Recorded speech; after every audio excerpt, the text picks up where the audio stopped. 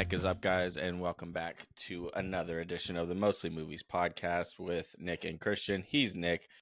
I'm Christian, as always. Please head over to thescreengods.com for all of Nick's latest movie reviews and all of our latest podcasts. And as always, YouTube, Spotify, TikTok, Google Play, if that's still around, wherever you get your podcast, please. Google Play. Who's using Google Play?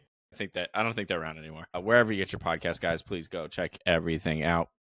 And you can get all of our social handles on thescreengods.com. I've been updating, at the bottom of our website, you can see our social links, but we're on X, the Screen Gods. We're on YouTube at Screen Gods. We're on TikTok as Screen Gods. So you should be able to find us. Every week, I think I got every domain, and I left out Twitter this time. Well, I'm so glad you brought that up. I'm so glad you brought that up because I was hoping you would just tee this up for me, and you wasted no time. Hey guys, Christian's supposed to be our ex-handler, and I just happened to check our profile, and there's been one post since the history of our tweet, and it's episode 4. And for context, this is episode 9. So I think what we've learned today is Christian cannot be. You're not monitoring what? There's no action. There's no activity. There will be action on the Twitter. Yeah. Okay. It's not called Twitter anymore. That's the first step. You're getting really old. It's X. Twitter, formerly known as Twitter, I think is how you have to say it. The platform formerly known as Twitter. I'm sleepy, man. I just had half a steak and mashed potatoes and green beans, and it's Thanksgiving all over again. Okay. Yeah. Halfway there. Just pretty much just the green beans. Did you have mashed potatoes? Yeah. Did you guys make those from scratch, or did you whip those from those Idaho bag spuds? I didn't grow the potatoes, no. But did you mash them? I did. I mashed them good. You did not. I swear to God, I did. You did real potatoes? Yeah. What do you think I did? No, I'm super impressed. Yeah, we used the Idaho bagged, just the Idaho. No, those are good. Ones. Yeah, no, yeah. No hate here because those are fantastic. It's a great product. Yeah, I got no problem with them at all. No, we bought some. Yeah, homemade gravy. It was Thanksgiving, dude. Well, you didn't have my world famous gravy though. No, but it's very easy to make. It is. There's not a lot to it. Well, sorry. Let me back up. It is but for Thanksgiving, you got to use the drippings from the turkey. Otherwise, it's just trash. I don't think you think it matters. It matters. Yes, it matters a lot. The flavorless drippings from the turkey. No, what turkey are you making? Where's flavorless? Nah, our turkey was great this year. Actually, it was fantastic. All right, well, I'm glad you. And so was the gravy. I like the hat, by the way. Big fan of that one. White's a bold move. It is. I can only wear it you got to be real careful with it. So this hat is pretty much just an office hat now.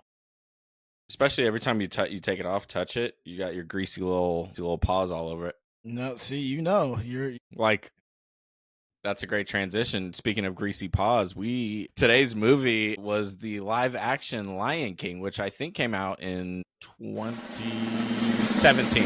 Wow, 2017? Yes, I think you are correct. 17 somewhere around there. Was the live action Lion King. Now, we've been very vocal on this program about our attitude towards live action. At least I have, for sure. I think you share my sentiment. I haven't watched it. That might be the first live action movie I've watched, by the way, because I want no interest in any of it. I did not know that. That takes this conversation up to a whole different ballgame then. As far as animated movies go, yeah, I'm pretty sure. That's the first one I've watched. You have not seen the Aladdin or Beauty and the Beast either. No. Okay. Well, I've actually seen both of those as well. Well, thank you. So I'll have a little more perspective than you, I guess. Well, I can say that, but no, I remember. Sorry, 2019, by the way, gang. 2019. Okay. So right before COVID hit. Okay. I remember seeing the trailer for the Aladdin one, and that might have been the worst looking one I think I saw. Because I remember seeing the trailer for the Lion King, and I thought it looked weird, but it didn't look bad. And I thought the Aladdin trailer, I was like, this looks fucking crazy. Interesting. Well, So I think what we wanted to do, well, the reason we did, obviously, if you watched or listened to our last episode, you'll know why we're not in the theater yet again. So if you didn't watch that, go to the screengods.com, go to the podcast central section of our site, and go listen to episode 8, where we talk about all things Christopher Nolan, and you will understand why we did not go see a movie last week or this week. But what I told Christian is Mufasa, the live action Mufasa, is coming out soon, and we should see it. And because it's unlike all these other Disney movies that they're all remakes of an original story. Mufasa is an origin story that has not been done yet. So we'll get into our feelings about live action. We're going to get into all that here in just a couple minutes, but that was the impetus, if that's the term, for why we decided. I asked Christian, did you ever see the live action Lion King? Because we grew up, me specifically, he kind of followed with the original. I saw the original, this will date me, I saw the original in theater with our cousins, Corey and Josh, 1994. I was 11 years old. Was it electric? Electric. 11's electric. I guess 11's not that old. No, not for back then. Yeah, I guess. Yeah. When kids still had their innocence and all that. It was a very different world back then, for sure. Yeah. There's no internet, so if that tells you anything right there. But no, I remember, I could vividly remember. This is a great way to kick it off. And obviously, guys, I'm old as hell now. I'm 40. What theater? Years old. Do you remember what theater? Yeah, I absolutely remember. I'm vivid memories. So we went with my cousins, who were, one of them was my age, the other one is a couple years younger, and it was at the old Arden Century Dome theaters, which is now, we go to the same theaters now, Christian and I, sometimes in this part of Sacramento, but they tore all these domes down. They were big auditoriums. They were awesome theaters. They were so good. Yes. Me and Jamie, my wife, were so sad when they tore it down and rebuilt just a giant square. It's an updated theater now, just a big block, but it has no personality like those ones did. But anyway, I remember coming out of the theater and the soundtrack, electric. At 11 years old, man, we couldn't believe what we had just watched, and that's the truth. It's probably the best one, right? Next to maybe Tarzan. Oh, well, we can get into this. We'll get into that. But before we can do a whole segment on that. We should. But before we do, why don't you tell me, because I don't think you have been that vocal about live action on this podcast yet. In our personal lives, you probably have, but that was pre-pod. So now that the Mostly Movies podcast is up, tell me what your disdain for live action is, and I will tell you my feelings after you go through yours. Well, I think I talked about it a couple episodes ago because they're making a new live action Moana. So I thought I touched on it, but maybe I didn't go into that deep. Well, you touched on that one particular thing, but not the general theme. I've always thought, and again, I've only seen it through trailers, the Lion King trailer, the Aladdin trailer, and it just especially when you're mixing, I guess in like Aladdin's case, because you're mixing real actors with other live action like animals and stuff. So that's a little bit trickier too, which I don't like. I don't like the juxtaposition of those two things because it just, to me, looks cheap as hell and weird and just really fake when you can just animate the whole thing or animate it differently, 2D. And it just, for a story like that, makes more sense. And then especially for Lion King too, because you're talking about talking fucking animals. So when I saw the trailer, I was just like, this just looks ridiculous. I don't know. The quality of it looked cheap to me, but I was pleasantly surprised by the animation in the movie, and I thought it was awesome. But I do still think that a lot of like emotion is lost, because when you're doing it just 2D animation or whatever, you're able to express characters' emotions a lot better than talking lions or warthogs or whatever. So it was still kind of weird in a sense, but I thought the animation was still really fucking cool. But again, like, and a perfect example would be the hyenas, where I remember, and correct me if I'm wrong, in the original movie, one of the hyenas was like really goofy or really stupid or fucking stupid or dumb. And the way his eyes were animated were kind of like, I think, off kilter or whatever. And it just kind of, it added a lot more to the character and the voice, for sure. Where in this movie, none of the characters are really able to express any emotion from their face. So it just looks, again, it is strange. I don't really love it, but the animation was sick at the same time. So it's kind of tough.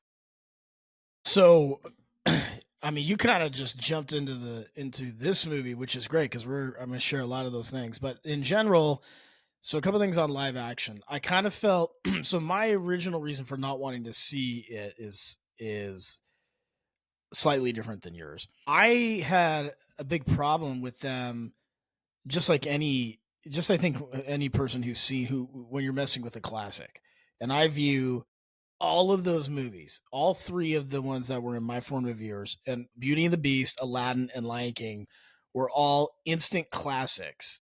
And so in my head, I was like, just don't touch it. You don't need to remake it. You don't need to do it. Those are fine by themselves. Very much like someone who is tied to the original music artist. I was like, just don't touch it. Don't do anything with this. And of course, Disney not only did not listen to me, they doubled down and they're just doing everything now. We're just going to do it all over again. So, as we talked about in the last podcast, when something gets forced on me, I immediately don't want to do it, which is what they've been doing with these live action movies. So, I basically held off and said, or not held off, I was like, I'm not watching it. I'm not going to do it. I refuse to. And so I didn't. Now, I will say this, we'll get into some of the things you said about the Lion King, what I'm calling the Lion King face off. We're going to talk about the two. But your take on Aladdin, while I understand it, I've seen all three of them now, so I feel like I have a good perspective on commenting here. In my opinion, that's the least problematic. Aladdin, in my opinion, was the best one. And the reason for that is because of mostly what you said. So there's not that many animals. There's really only one and he doesn't even really talk. Abu doesn't really talk. So Aladdin is mostly human. Right. There's only the tiger who doesn't talk and the monkey who doesn't really talk. And so the genie, because he's a figure that has to be animated regardless, but so it actually works because even in the Aladdin original storyline, they're all human and he's not. So it actually worked really, really well. So I would actually encourage you to see it. And do you know who plays Jasmine in that movie? No. I know Will Smith plays Genie. He does. We'll get to that too. But which I Jasmine love either. Who's Jasmine though? Jasmine is actually played by Smile 2 actress Naomi Scott. Oh, no shit. First time I ever heard of it because I'm like, this girl's clearly not Middle Eastern. She's British, but not just British, but not even the Middle Eastern British. She's just British. I think she's just white. I think I'm gonna have to look that up before people kill me and hold me on record for getting it wrong. But I'm pretty sure she's just like normal British. Well, but the British conquered all those countries at one point anyway, so it adds up. It adds up. So anyway, so Naomi Scott. Now Will Smith, that was the reason I didn't want to see that one, because who could possibly mess, and again with Robin Williams, right? We just talked about Robin Williams in the last episode. It really can't be done. So again, pleasantly surprised with that because he did not try to compete at all. He literally took the genie. And I mean, look, Will Smith, this is pre-Oscar slap and all that stuff. He's viewed very differently now. But at the time, I thought he did a great job. Because he really just kind of was himself. He threw a little genie flair into it. Of course. Yeah, he normally, he kind of, he can act. So I'm not going to take that away from him. Of course. He can act.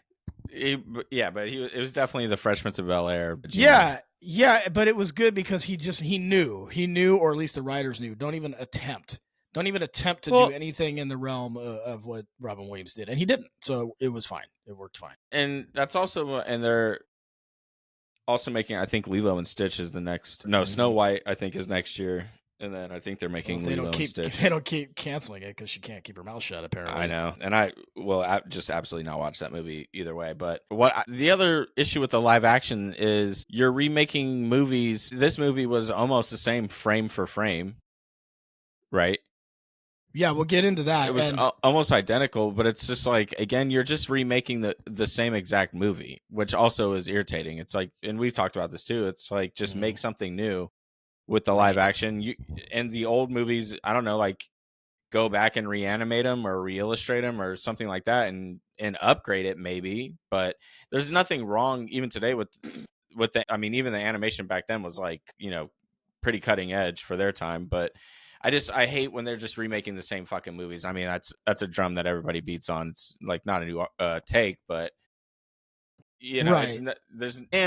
But to this movie's credit, there were a couple tweaks, I guess, that they threw in there with maybe just the script, and which there was a lot of funny lines that they threw in there, which I thought were good, but overall it's the same fucking movie. So it's just like, what's the point of Well, and so I've been thinking a lot about this, and I want you to go through the good and the bad, because there actually was some good, as you just talked about. And my original, like I said at the top, my original reason for not wanting to do any of these is don't touch the classic. But seeing as they did, now the challenge is, okay, how bad did you mess this up?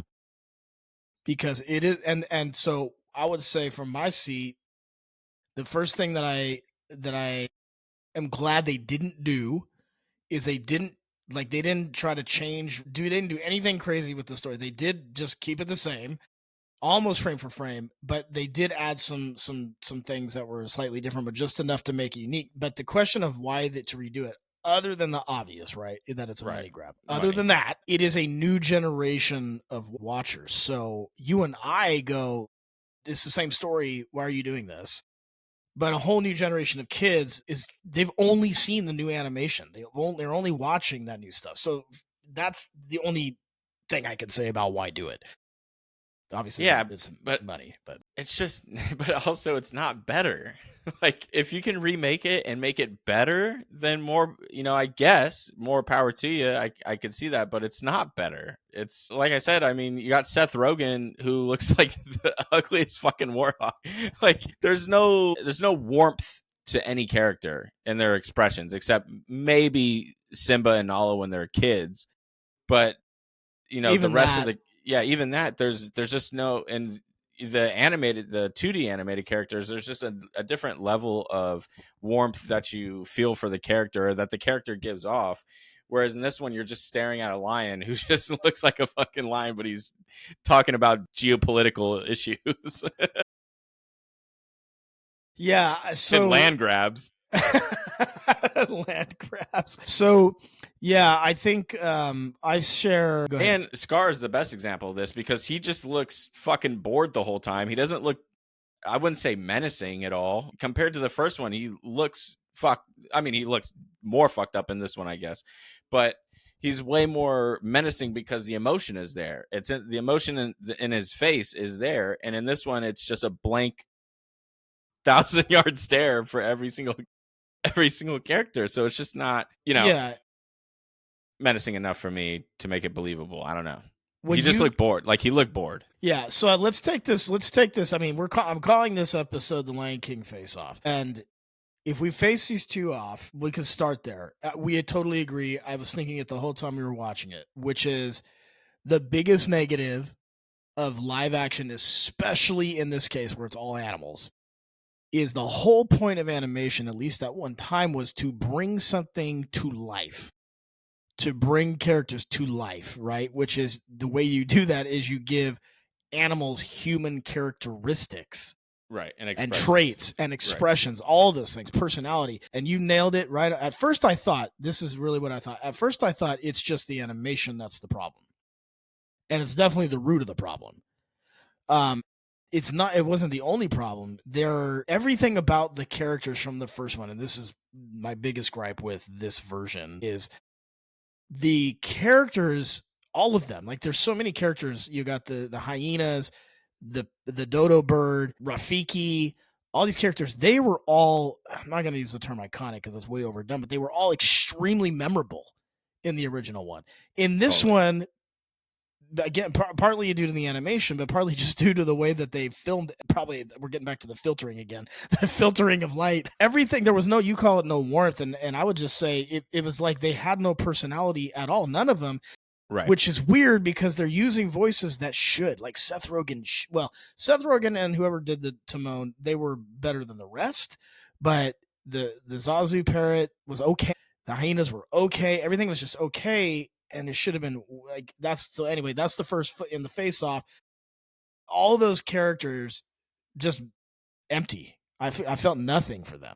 Yeah, just kind of soulless. Soulless. That's a great word for it. While the the voices were good. Timon sounded like a drag queen, like "Hey boys," like everything. Very flamboyant, out of the gate.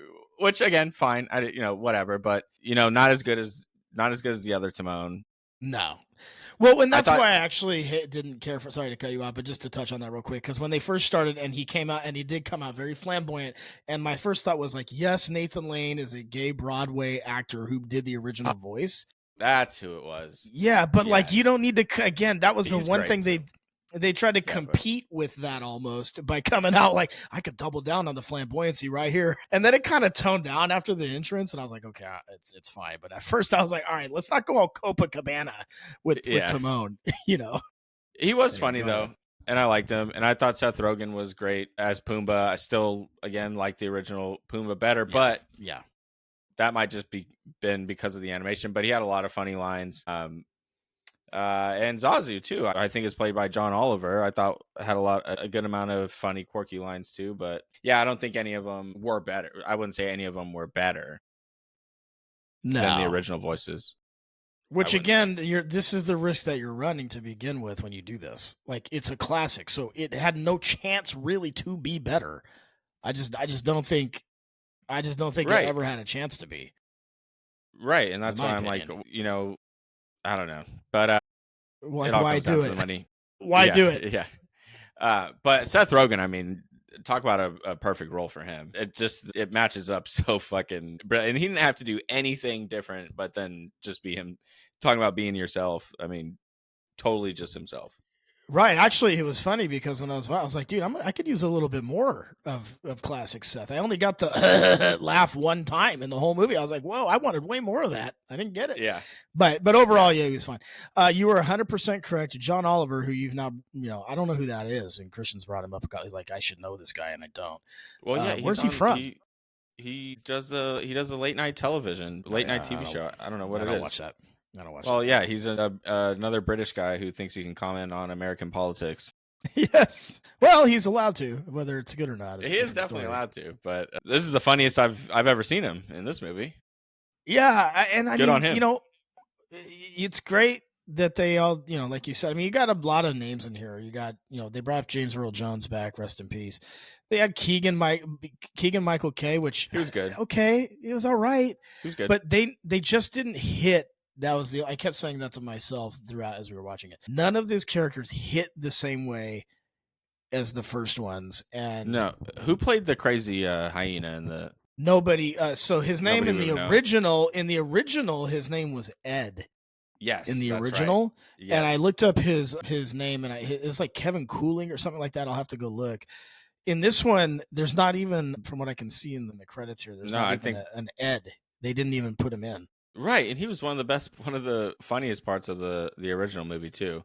Yeah, but maybe that's because his character was portrayed so crazy they couldn't animate it to make it make sense. Well, there was one guy who was kind of funny, but he was like a little silly, but they just barely touched on it. Just barely. But not the same. No, not same. Even close. No. So that was a bummer. But I thought Keegan Michael Key was good. He's always good. Yeah, he was fine. Yeah. But the other thing too, I thought it's like the score was good. They brought back a lot of the old music and like a lot of the most pivotal points too. And those are really great. I think all those songs from the original are great. But yeah, no Elton John. That's a bummer. Could have just throw him back in there. Like, don't get new singers. You're definitely not gonna top Sir Elton. Yeah, so I would have just brought that back too, or just all the old all the old voice actors as well. But yeah, maybe animate like a giraffe doing Elton John. Yeah, dude, it's like, did they even have James Earl Jones reread the lines, or did they just take the old ones and throw them in there? No, because it was slightly different. He had to do the lines, and he was still alive. So he didn't pass away until this year, actually. So. Yeah. But they did some like little tweaks, and some of it was funny because in some cases they would tweak the original line in a way almost like they were like, let me just make it different just for the sake of doing it. I'm like, there's no need. Just give it the same word. Like, Like I remember in the first one when Simba is asking the Mufasa about the shadowy place. In the original, he says, "You must never go there, Simba." Right, like that. And in this one, he was like, "You must not go there." It was very, and it's like, why? Just leave it. It's very different. It hits different. Just do what you did. It was, and so some of it. Go ahead. No, I was just gonna say it's like they made it worse just so they can make it different. It's like, but you're not making any of the movie plot different, so there's no need. It's weird. Yeah, it's almost like they tweak some of the script so they, like, if anybody was like, it's the same movie, they'd be like, well, no, we changed this, and this. It's not the exact same movie. And you're like, no, it's pretty much the same fucking movie. Yeah, no, that's literally exactly what I was thinking, is like, just so they could say that they didn't. But they did, where I think they did, there was two things that were really good that I thought, and you can tell me if you agree with this. One is, yes, the animation, if you're looking at purely skill of making something that's not real look real, is some incredible work I've ever seen. And I'm not even just talking about the animals. Honestly, the animals are impressive, but really it's the background. It's the lighting, it's the fire, it's the water, it's the rocks that they're walking on, the shadows when they're walking. I mean, it is absolutely incredible. And Christian's girl Haley at one time was like, dude, I feel like I'm watching National Geographic right now. Like, it was that good. Totally. Yeah. I was like, holy cow. Some shots, there were some shots of like plants or bushes. I was like, this looks like they really filmed a plant or a bush and then just put the other stuff over it. Or like, I thought the same thing. Like they went to the Grand Canyon and just filmed and then threw some things over it. Cause some of it looked, which maybe they did. Maybe they combined some. We should find out if anyone out there knows, and put comments in the pod, because I thought that exact same thing, dude. I was like, did they just, how they put alien CGI into a frame? I'm right. Like, is that what they did here? They just recorded the Serengeti and then we're like, all right, let's drop a lion in here. Yeah, I don't know, but which would be hilarious if that's what they did. It's like, all right, just film the lion then, and then just do his mouth. Do like, do you remember Homeward Bound? How they did that? Of course, how they did those animals. Dude, yeah. I fucking love that movie too. I didn't care. Honestly, it's like, yeah, do that, because it's not as grounded. I don't need this movie again. It doesn't have to be grounded. It's like Christopher Nolan did Lion King. Well, he's trying to make it as realistic as you can. It's like, it's talking animals. It's so funny that that's the craziest part. It's talking fucking animals. Don't make it grounded. Right. And we talked about this in the last episode. Christian was talking about how directors are trying to make things grounded with lighting and all this stuff. Here's the thing. It's ungrounded. That you're doing the opposite of grounding it, because it's no longer believable either way. It's not fantasy and it's not reality, and we're looking at neither. And I think the best term you used was soulless. That was a great term for it, because it's not just the animals that are soulless. The whole movie feels soulless. Right. Because there's nothing true identity. There's no identity. No, it's like they're trying to get you to believe that lions can actually talk. Like, that's we know they can't. Right.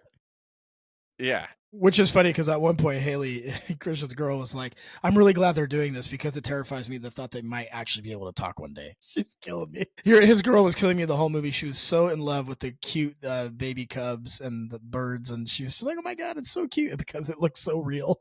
The cubs were adorable, I gotta say. They were. They were really cute. Scar looked like a fentanyl head, which was pretty funny. Yeah, he looked like every 80-year-old rock star. Yeah, we were like, is that Mickey Rourke? What? Yeah. His hair's like Rourke out. And Nolte. Yeah. Hair's falling out. He has Grinch belly. Yeah, that's funny. But yeah, I liked it, and I did not expect to like it really at all. So yeah, I was pleasantly surprised by it. Aladdin, to me, I guess I'll have to watch it. It looks like a fucking cheap Bollywood film. So I encourage you to watch it, and I'll give you another reason to do it that I think might. And I actually don't. I don't know if you've. Go ahead. I think I've seen parts of it, but I'm sure I have. That's an insane statement. Parts of it. If you've seen parts of it, you haven't seen it. Here's a reason maybe to watch it. How do you feel about Guy Ritchie? Love him. He directed it. Wow. So. Wow. Yeah, so it's not cheap, and not only did he direct it, he also wrote it, which, I mean, sometimes those things are not mutually exclusive or are, whatever that term is. I can never tell. It's either is or isn't mutually exclusive. But he wrote it and directed it. He didn't write anything. It was already written, for one. Well, no disrespect to screenplay. Sure. Right. Yeah. And no disrespect to my guy, Guy Ritchie. Guy Ritchie. Love the dude. I see what you did there. No, that's shocking. Yeah. So honestly, dude, I enjoyed it more than Lion King. Of all three, actually, I've seen, of Beauty and the Beast, Aladdin, and Lion King. Lion King was my least favorite, but not because they did anything wrong. It's just because of what you said about the animals. It doesn't work. And it was never going to work, and it didn't work, so whatever.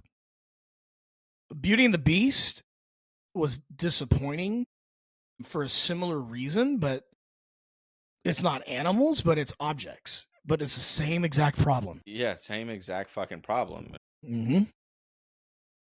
Are you saying, like, in terms of the live actions, this is your ranking, or in terms of the regular movies too? You like? No, this is live action rankings. Of the three live actions that I've seen, honestly, I bet you anything, when Lilo and Stitch comes out, depending on what they do with it, might be my favorite, because again, it's mixing something that is not real with things that are real, and that's why Aladdin is number one for me out of these three.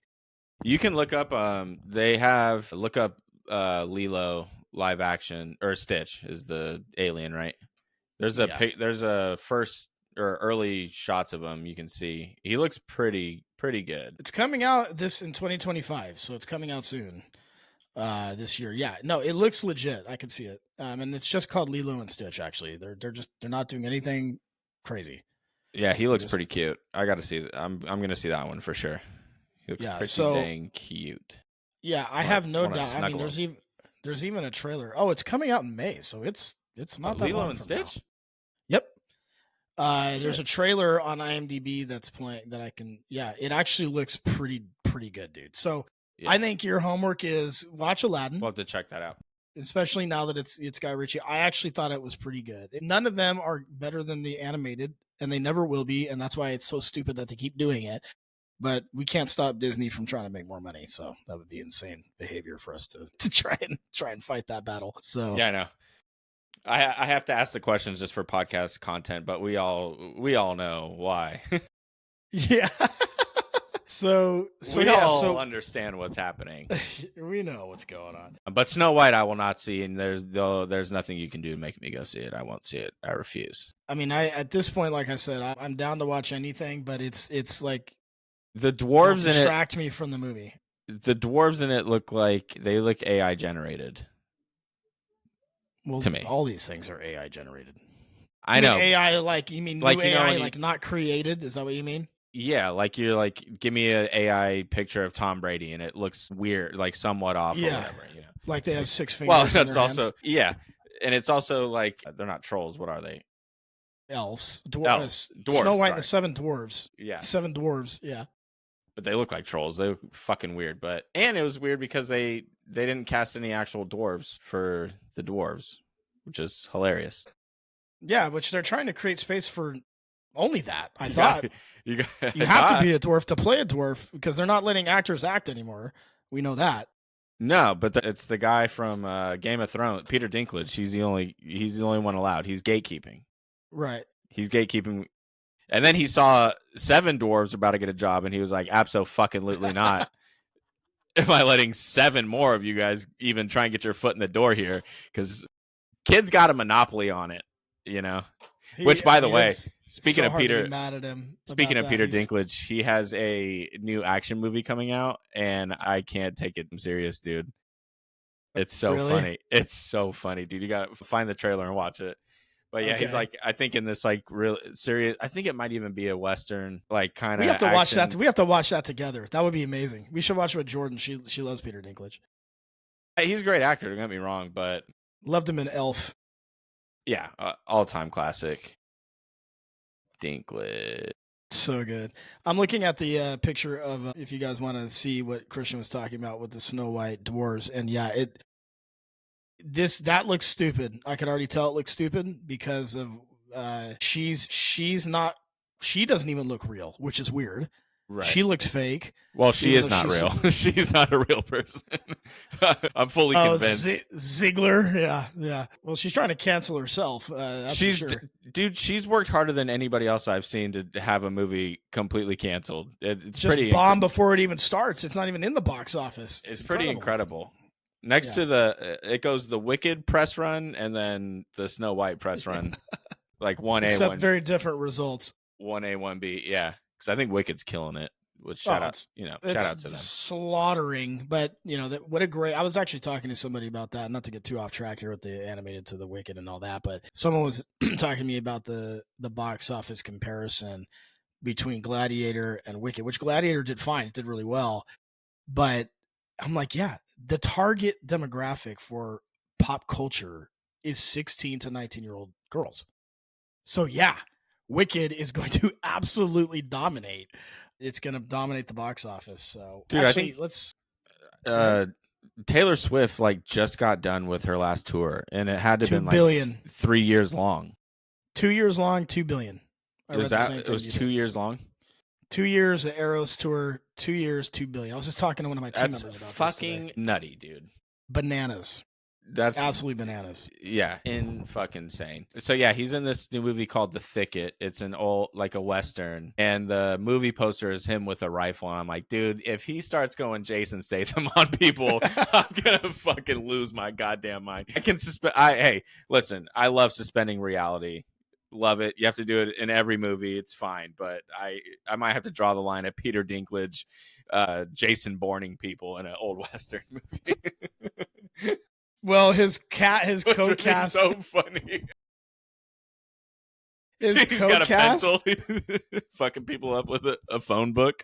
You are getting to, oh, that's what you meant. Okay, I was like, you're gonna get the podcast canceled. No, by pencil you meant literal pencil. Yeah, Jason Bourne is killing people with a paperback. Yeah. It's been a while since I've seen that, but I do remember that. Well, if you look at his co-cast in this movie, it's already kind of funny. His co-cast has Andrew Schultz, the comedian. I know. Movie, which is I barely could take that serious too. I know. So interesting. We should definitely watch it, and we should give it an honest, open-minded review.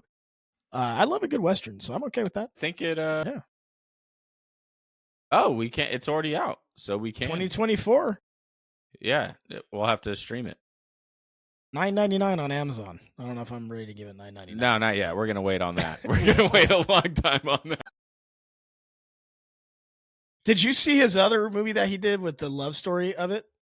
He had that one too that people unfortunately wouldn't give a chance either, which I kind of felt bad about that. I was like, I want to see that just for him. A rom-com? Not on rom-com, no. It's like a Shakespearean kind of thing. It was called fuck now. What?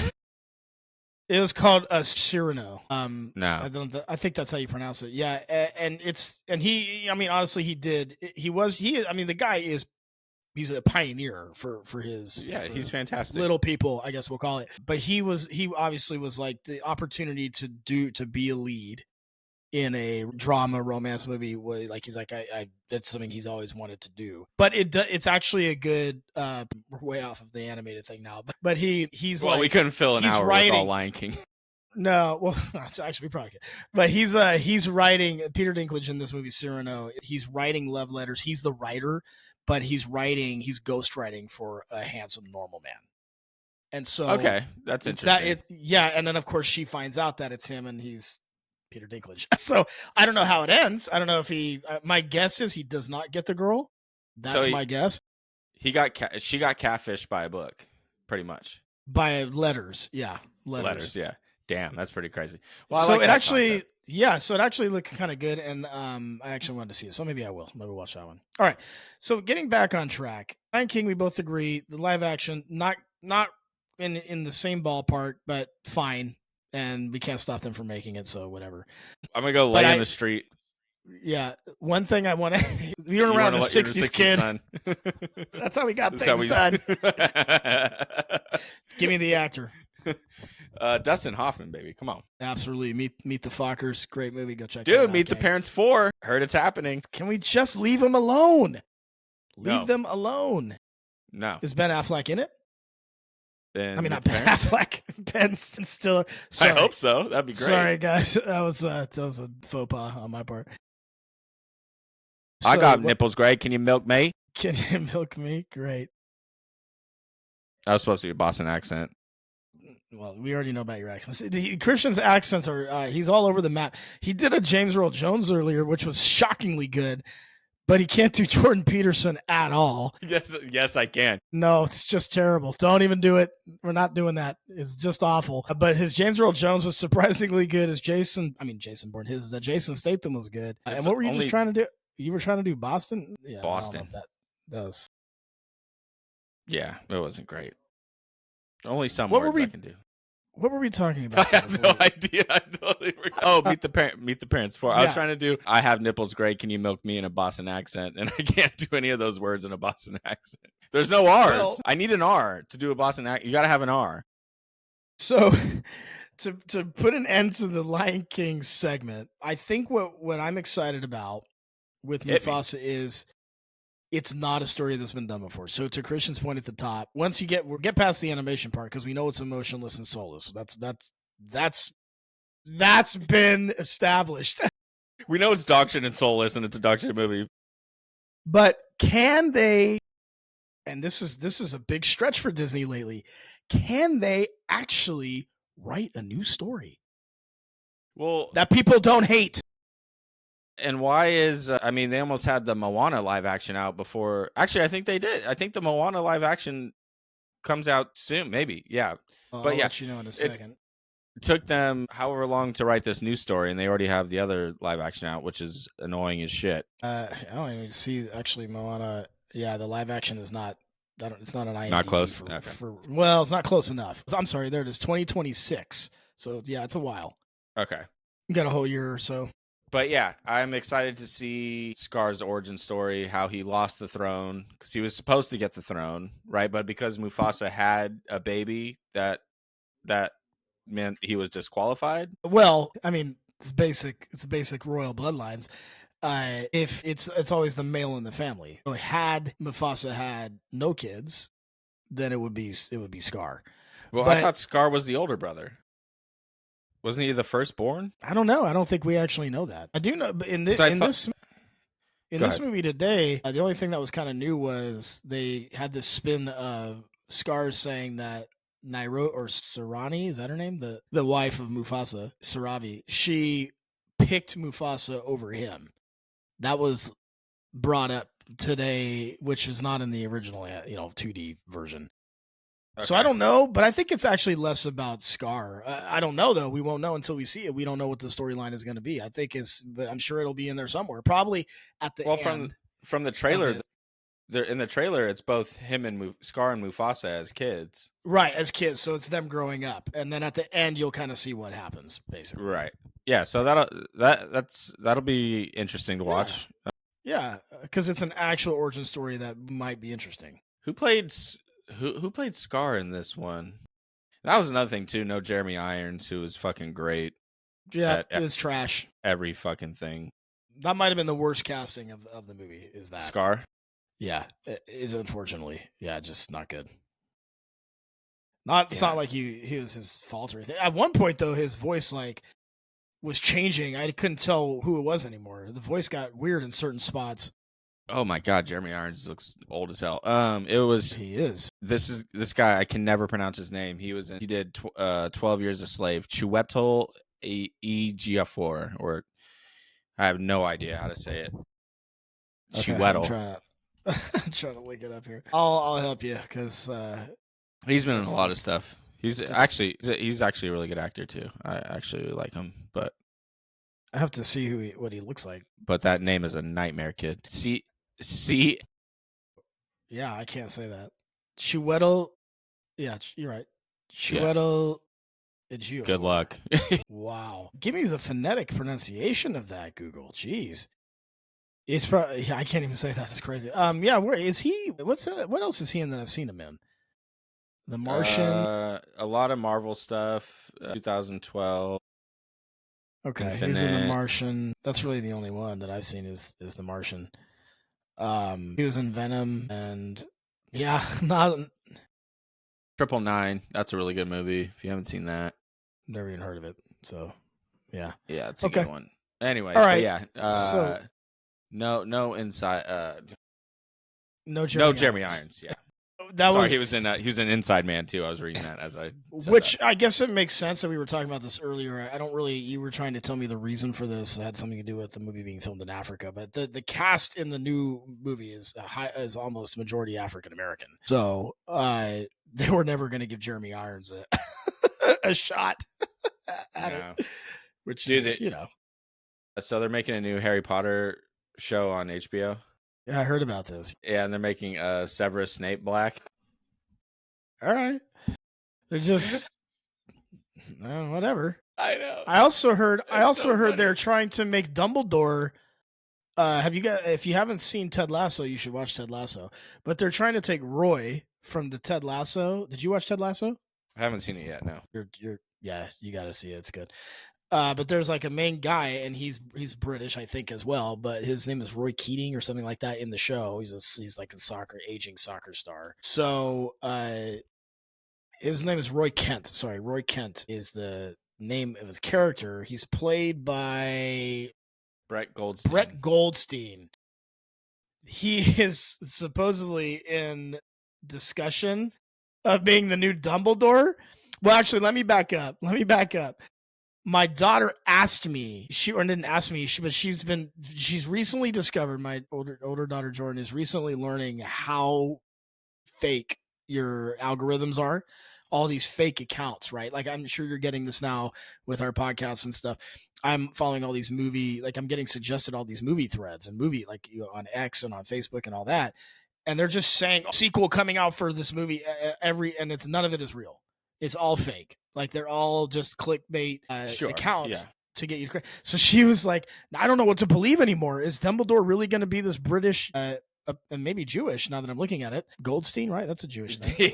Yeah. I think he's got some ties for sure. He's literally British Jewish is what it says on Google, I nailed it. I absolutely nailed it. But he looks like he has, I guess I shouldn't. I'm getting over my skis here with the ethnicity stuff, but I thought he might have some Indian in him, but maybe it's just Jewish and British. So that's what it is. But I'll tell you what, he's not. He's not Dumbledore with all the crazy white hair. So. Dude, just Severus Snape being like, Harry Potter, you dumb motherfucker. You fucking dumbass spells. You just typecasted every black actor.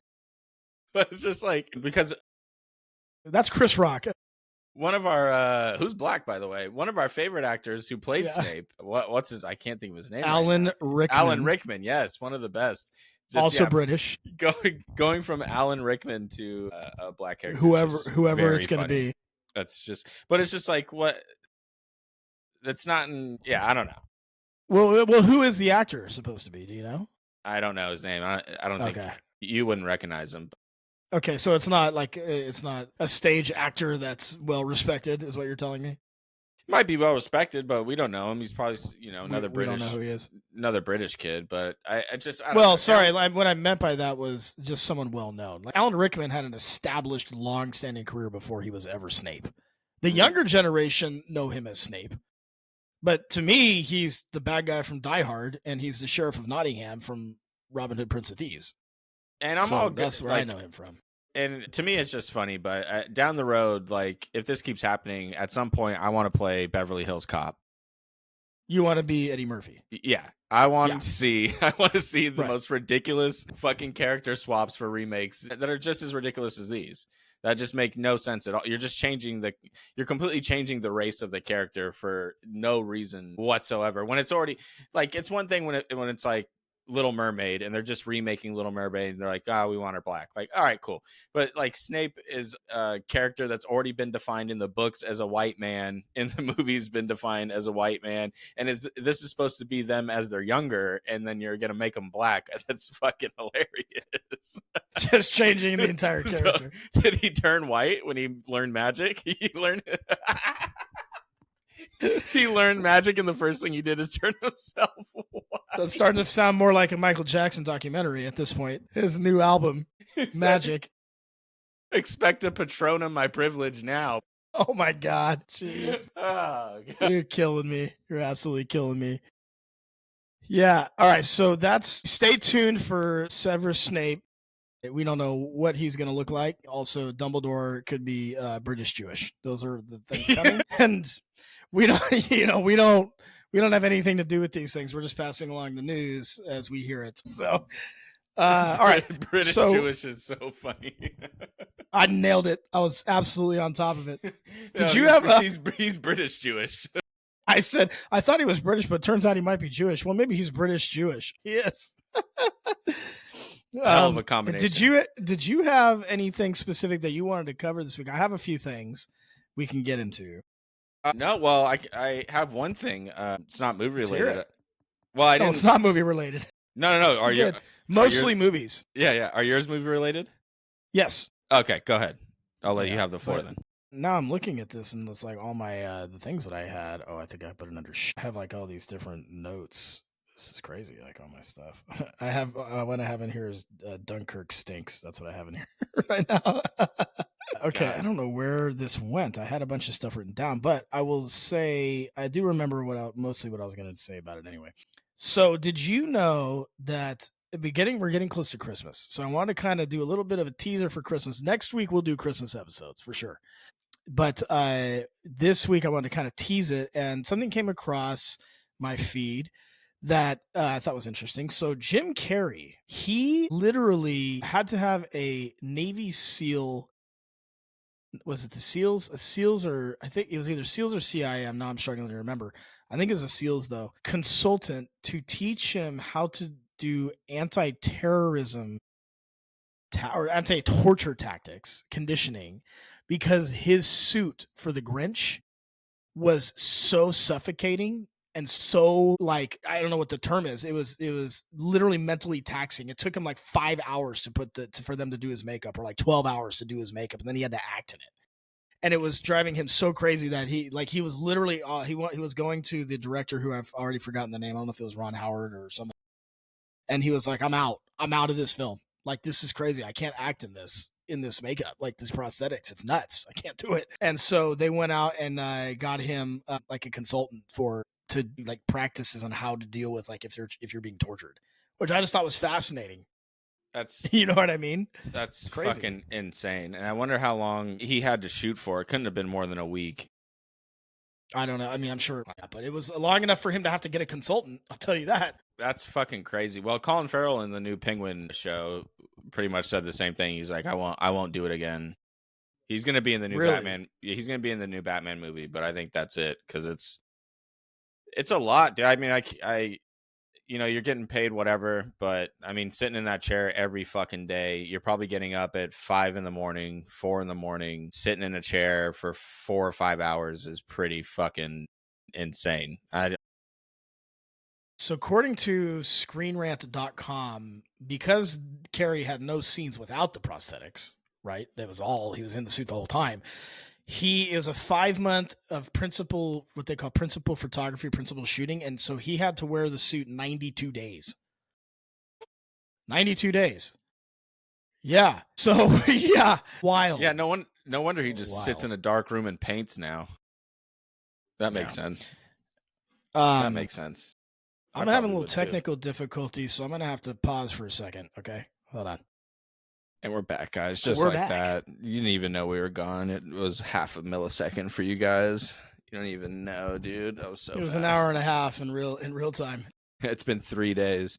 During my break, I was able to confirm that it was CIA training for Jim Carrey, not Navy SEAL. So anyway, I just thought that was crazy. That was something that came across my feed, and it's kind of tangentially related to Christmas. And so as we get closer, we can't get too much into it, because if you watch our podcast last week, Christian doesn't talk about movies before December 15th. No That's Christmas movies until December 15th. I'll discuss them all day long. Watching them, I don't really want to start watching till December 15th. All right. Also, whoever that CIA guy was must have been pretty funny when they hired him, and he was like, you want me to do what?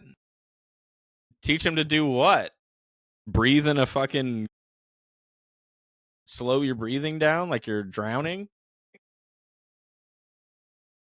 There was apparently a bunch of tactics that I forgot all of it, and I guess this is the bad job by me. I didn't write all of these things down, but there was like distraction techniques. Basically, what it was all about is taking your mind off of what's actually happening. Did he teach him 92 days in that suit? Holy crap! Did he teach him the tablecloth pole? Because that would be fucking sick. He did not teach him that, but you know about that, right? Yeah, it's real. But that it was improv? Yeah, I think I did know that. Yeah, so apparently, I mean, obviously, in the script, the original script was he's trashing his entire house. So the point was it was originally written as throw everything off, but of course they didn't know that Jim Carrey had perfected this tablecloth trick, which is crazy because he didn't tell anyone about it. So he just did it on set. Like they were like, go, and he did it. And they were like, but instead, of course, he because he's so good. I'm a big Jim Carrey. He turned it into, he looked at it like he was disappointed that he did it, and then trashed it. So you get this like very organic improv, scene. And of course, Ron Howard was like, "That's gold. That's gold. Leave it in." So I would have walked off set that day like a guy. I mean, you just like, I'm the fucking best at this. That's fucking crazy that he pulled that off. The best there ever was. Yeah, I mean, dude, you're immediately Ricky Bobbying out of that fucking set for sure. That's fucking crazy. And the wherewithal to like piss excellence. Yeah. Because I'm assuming, I don't know did he think it was all gonna fall? Like, I don't think he expected it to be perfect. And then him going back and then trashing it is just so it's maybe that was his plan. But yeah. I mean, that's fucking insane to do.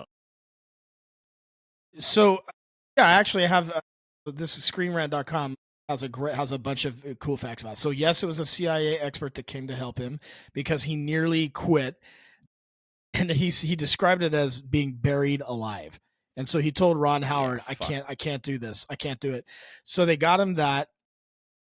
The head makeup artist apparently needed therapy after the movie. That's a thing that happened. So that's crazy. Why probably because says he was not happy.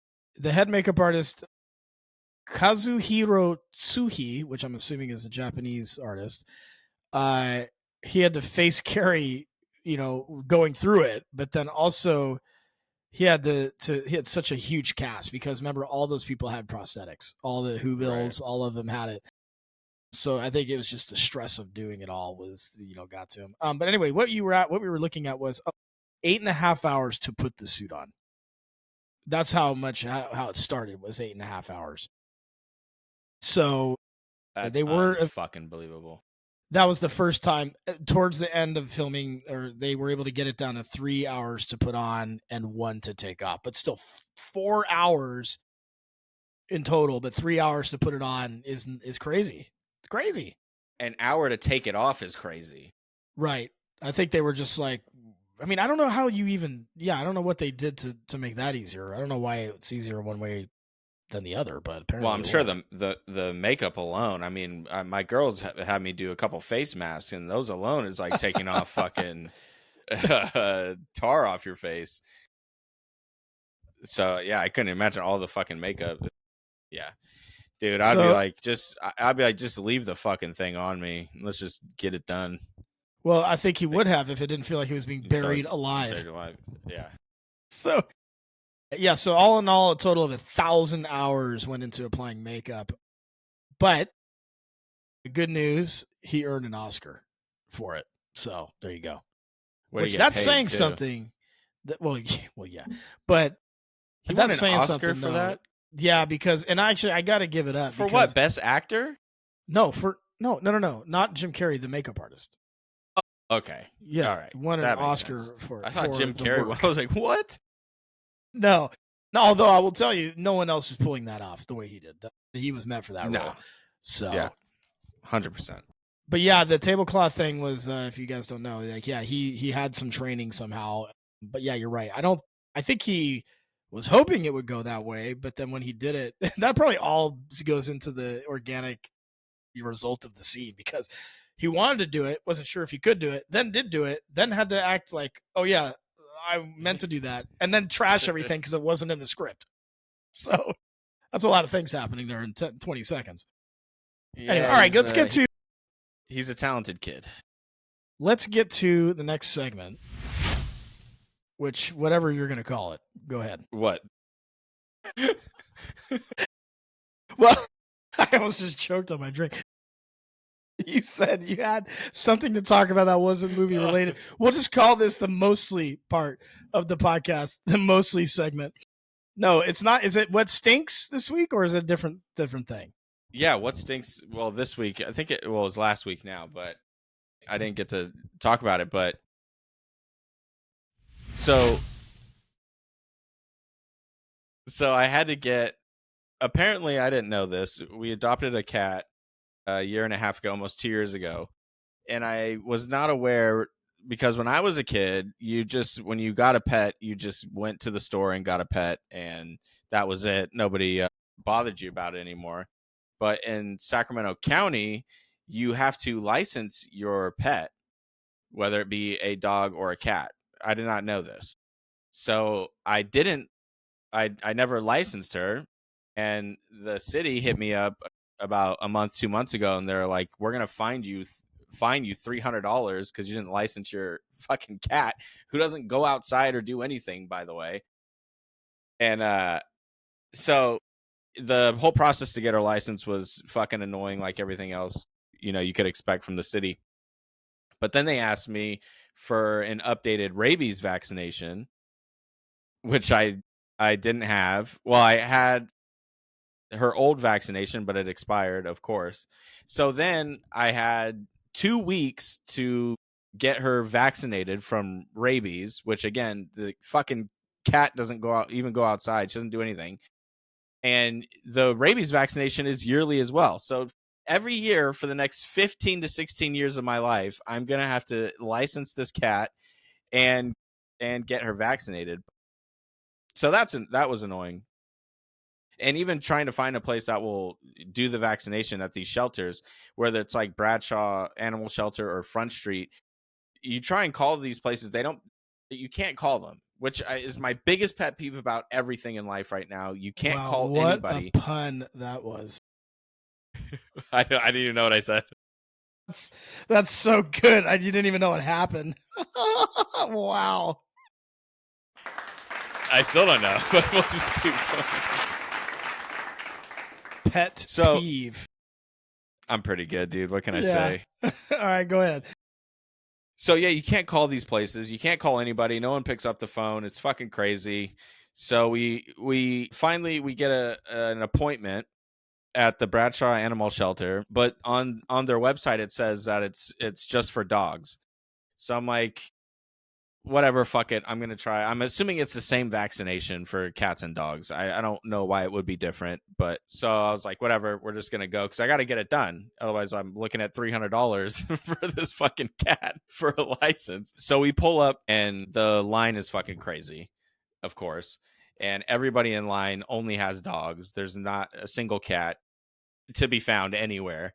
And of course, my cat's meowing, going fucking crazy. It's just out of their element. They're a fucking handful. But so I walk in, I'm like cutting the line just to walk in, just to see if cats are if they can even take them. And I'm like cutting through the line, and obviously people are like, "What the fuck are you doing?" And I find somebody. I'm like, "Hey man, like, is this for dogs and cats?" And he's like, "Yeah, it's for cats too." And I'm like, "All right, sick." And I was like, "Well, I have an appointment." And he goes, "Yeah, it doesn't matter. You got to go to the back of the line." That's just like the real medical for humans. It's the same thing. I have an appointment. Yeah, sit down in that little waiting room and just wait till you're called. He's like, "Yeah, that doesn't matter." And like the look on everybody else's faces, they're like, "Yeah, we all tried the same shit, dipshit." Like, obviously, but they didn't know you were really just wanting to validate the felines were accepted. Right. Yes, correct. But yeah, so my appointment obviously means nothing, of course, because nothing matters anymore.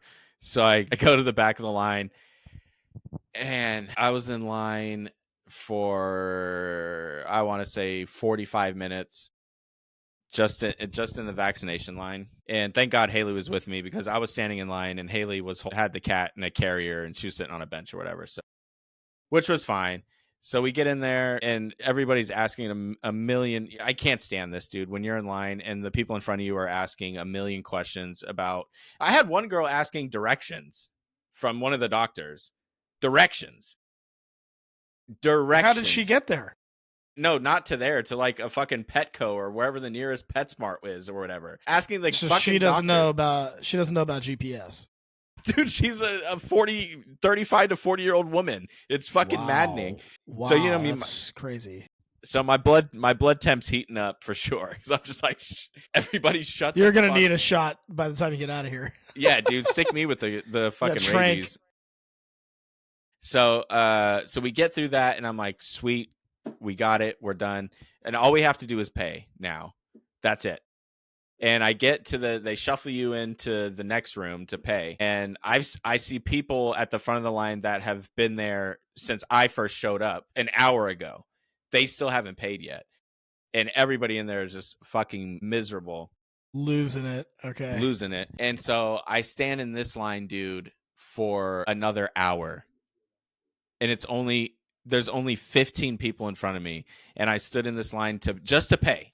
Just to fucking pay for another hour. And I'm getting towards the front of the line, and this lady comes out who's obviously like the head of the shelter or whatever, and just the most Michael Scott character you could ever imagine. And she comes out and she's trying to laugh it off, like, and she was like, you know, unfortunately we tried things a little bit different today, but that's just the way it goes. And everybody's just like, shut the fuck up, bitch. Everyone's like, just immediately turns on her because everyone's so pissed. And they're like, yeah, everyone's like, well, we wish you really didn't do that this time. We wish you would have like kept things the exact same. And she's like, just trying to like, you know, pacify, trying to make light of it. Yeah, exactly. And everyone's so mad, dude. And she just like bombed in front of everybody. No one laughed at anything. Everyone was just so fucking mad. So instead of coming out and more like empathizing and apologizing, just being like, I am so sorry, you guys. I'm going to be honest, this is a shit show. And we're going as fast as we can. Dude, I promise. She was literally she tried just like, a different approach. Whoops. Yeah, she just tried to say whoops. And so it took another fucking hour. She should have went the Michael Scott face. Dude, it was so funny. She was like so smiley, and she was like, just kind of like, isn't this crazy? This is so crazy, isn't it? And everyone was just like, at that point, so fucking furious. You get back behind the glass. Dude, yeah, it was crazy. And then like, so I finally get my turn, and they have to print up like 15 forms. Like, dude, the amount of waste and things we do in this country is just the amount of red tape and just paperwork for anything is nuts. And it's like, these are things that they're requiring you to have as a city. And it's just like, figure it the fuck out. Can you just like, this should not be that difficult, but you know, like everything else. So that was 2 hours of my morning.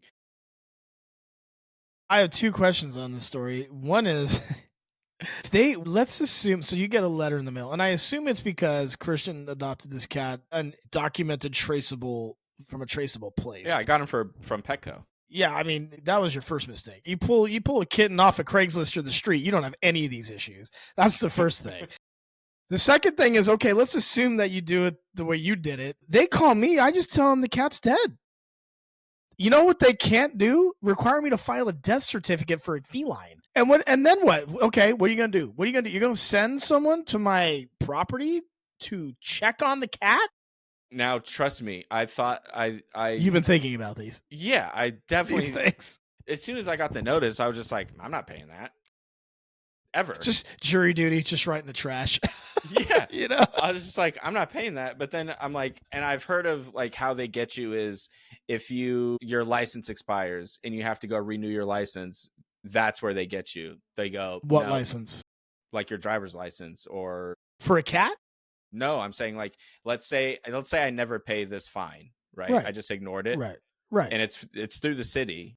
Sure. Or the state. So like if I go next time my driver's license needs to be renewed, I go to try and renew it and they go, hey, we have an outstanding fee for this other fucking thing. I think that's how they get you. I'm pretty sure. You can't get your license renewed because of a cat. Yeah. That's what you're telling me right now. That would be insane. I don't buy it. I can't imagine that being the case.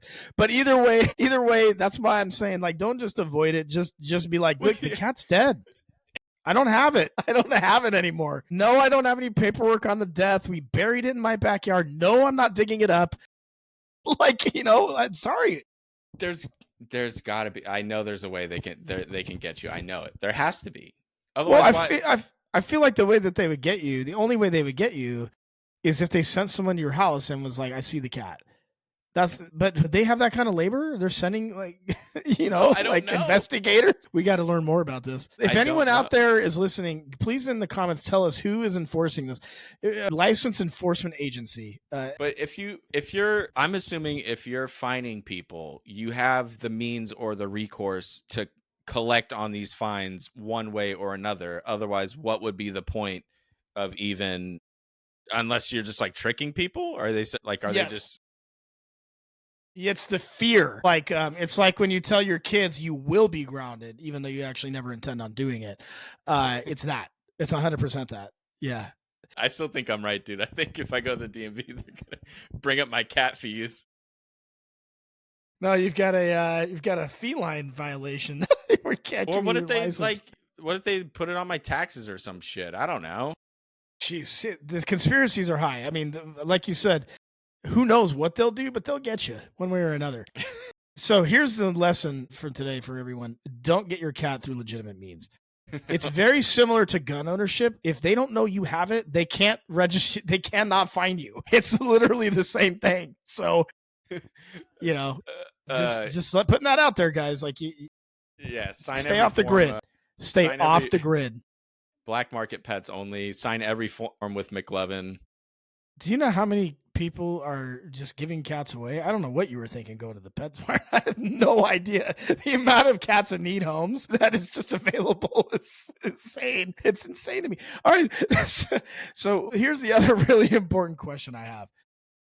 Did you guys go Johnson & Johnson or Pfizer? What are the options in feline vaccines?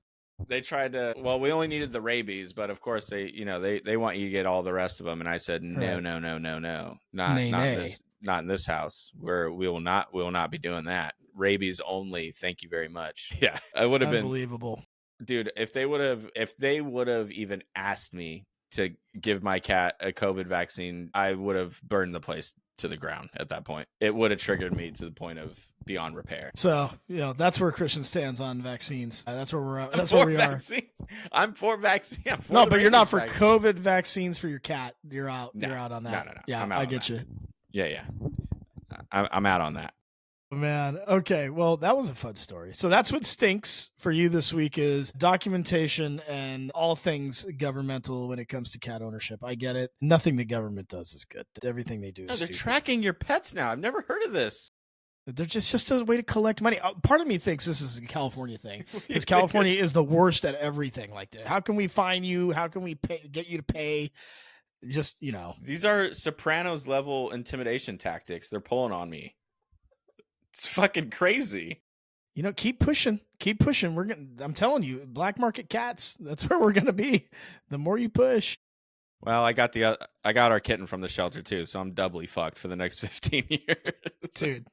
Yeah, this story is making me rethink everything. I'm probably going to get my car off of Craigslist next. Like everything that's important that could be traced, I'm not getting it through normal means anymore. They didn't. Yeah. Mavis, they didn't force you to get a revaxxed or anything? No. So we got Mavis off of Craigslist. So we didn't adopt it. And she had papers from whoever birthed her, papers. But she could have just as easily not had papers. And the only way they would have known she existed is if I took her in. I'll put it to you another way.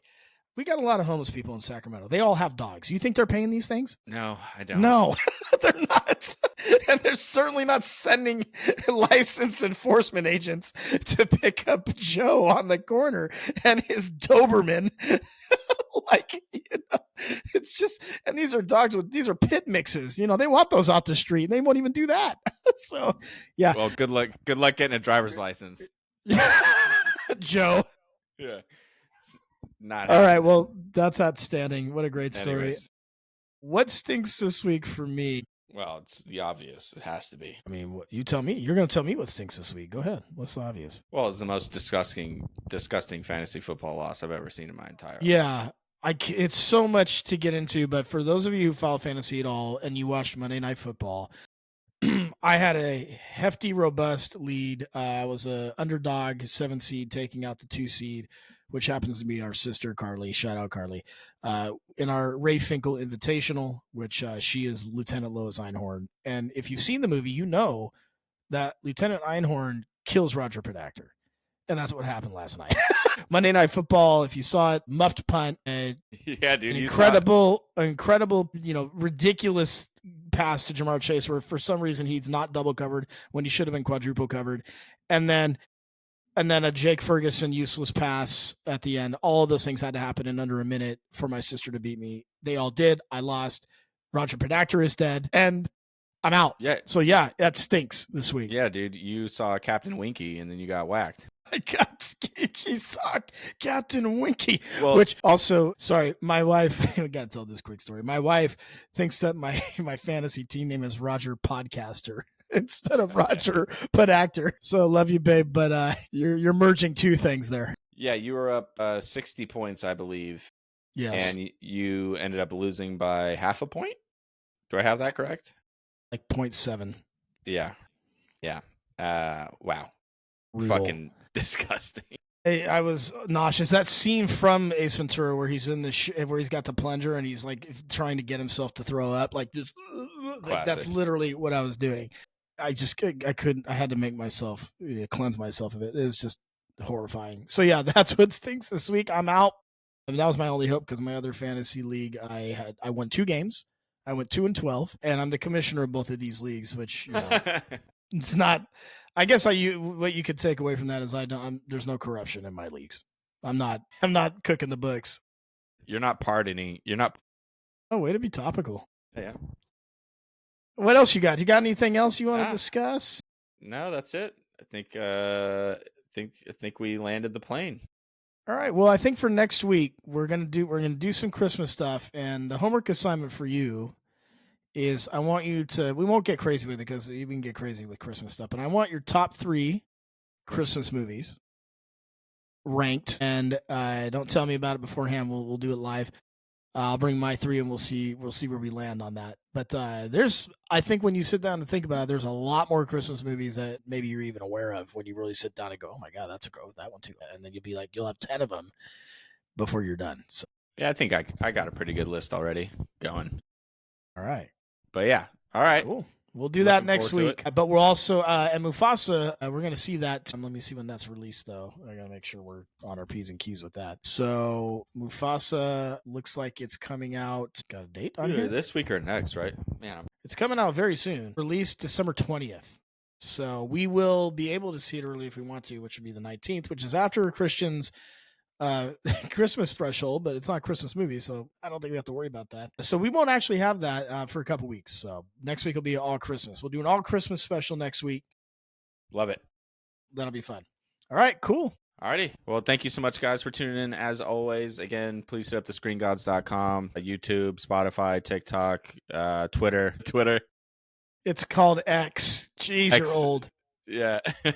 I'll always call it Twitter. It is what it is. But yeah. Thanks as always for the support, guys. We love you, and we'll catch you later. All right. See you guys. Peace.